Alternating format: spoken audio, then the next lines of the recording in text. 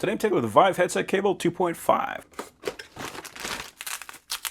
So you can see this is the official cable. We got all the same contacts on there, and the cable even has the original tagging. So the important thing to know about this one is that this is designed for the Vive Pro 2. So if you're using the Vive or the Vive Pro, this is not going to work with that, and the cables for those will not work with the Vive Pro 2. So this is what I'm trying to correct. We get headset display disconnected. Sometimes it works, sometimes it doesn't, but I'm going to try to get that to work 100% of the time. So we want to shut it off and unplug the power, because we don't have a chance of there being an arc between the link box and the cable.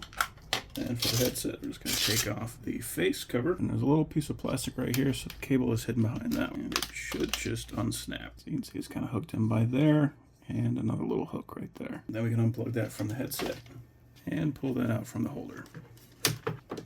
And we can push the new one in. Easy way to make sure that this is going in right is because the cable will angle to the left. Then we can put that back in the track. And slip that back in the holder. And we can pop this cover back in and put the face cover back on. And if we look at this, we can see there's a point here, so that will go to the bottom left. Now we can plug the power back in and turn it back on. So there we go. So far so good. And we are back in.